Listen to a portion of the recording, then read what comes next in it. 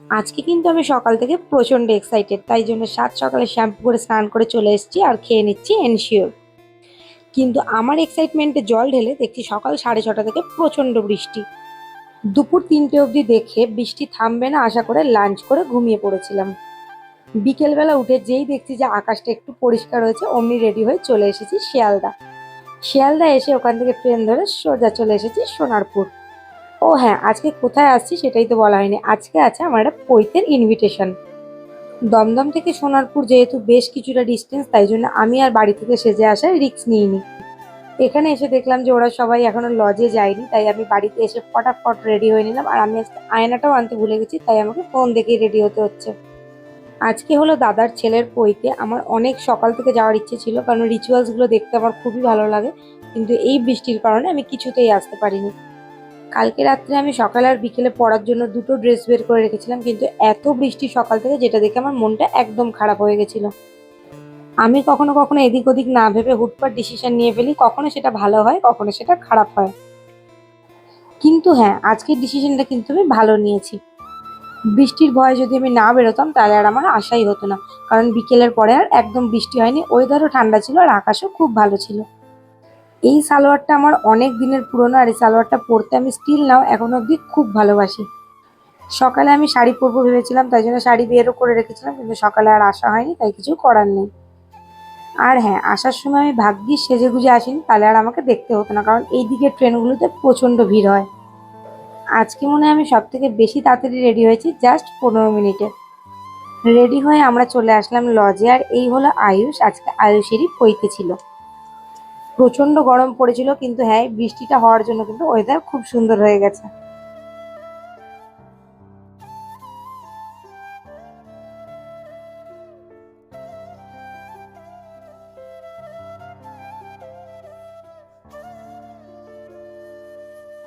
জেঠুর সাথে কিছুক্ষণ গল্প করার পরে আমি এসেছি এখানে স্ন্যাক্স খেতে। স্ন্যাক্সে ছিল বেবি কর্ন আর পনির পকোড়া।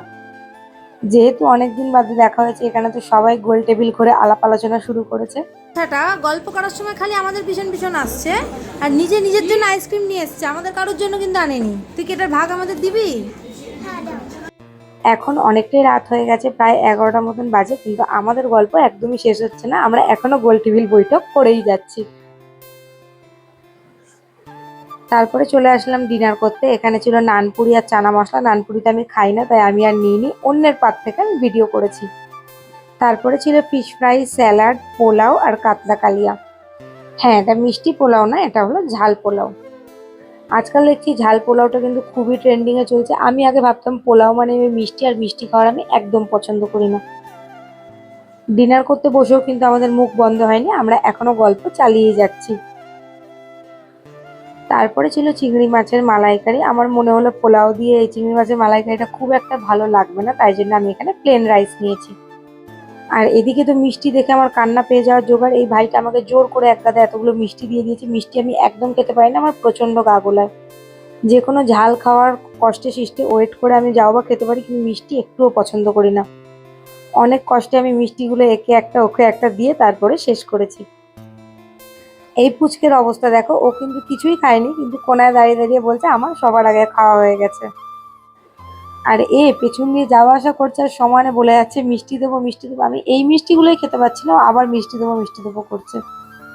এখন বাজছে প্রায় রাত 1:30 মতন, আমরা চলে এসেছি বাড়িতে। আর এখানে অনেকগুলো ফিশ ফ্রাই বেঁচে গেছে, তাই জন্য এগুলো আলাদা আলাদা করে ফ্রিজে রাখা হচ্ছিল। কম বেশি অনেক খাবারই বেঁচে গেছিলো, তাই জন্য সেগুলো গুছিয়ে শুতে শুতে প্রায় অনেকটাই লেট হয়ে গেছে। আমার খুব একটা প্রবলেম হচ্ছিল না, কারণ রাত্রে বাড়ির বাইরে আমার তেমন ঘুম আসে না, তাই জন্য যতই কাজ করে সময় কাটানো যায় ততই বেটার। তারপরে এখানে অনেকগুলো রাইসও বেঁচে গেছিলো, সেগুলো এক একটা কন্টেনারে করে তুলে রাখা হচ্ছিল, যেটুকু রাখা যায় আর কি, সব তো অত তুলে রাখা সম্ভব নয়। ড্রেসটা আমি লজেই চেঞ্জ করে নিয়েছিলাম, কারণ আমার ব্যাগের মধ্যে এই গেঞ্জি আর প্যান্টটাই ছিল যেটা আমি পরে এসেছিলাম। তাই এসে সব গুছিয়ে আগে আমি মেকআপ তুলছি।